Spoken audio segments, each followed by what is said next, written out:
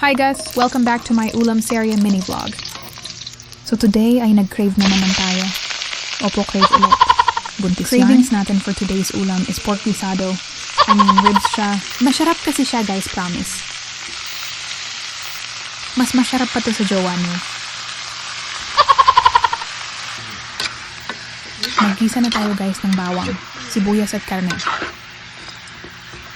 Tapos antayin lang maluto yung karne. Lagyan ng asin, bitsin at tuyo. Tapos lagyan ng tubig para lumambot yung karne.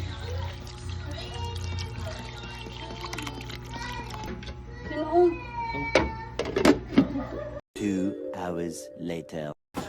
Yummy. Ayan na ang finished product natin guys. Di ko na na-videohan yung paglagay ng carrot on my next ulam serye. Bye!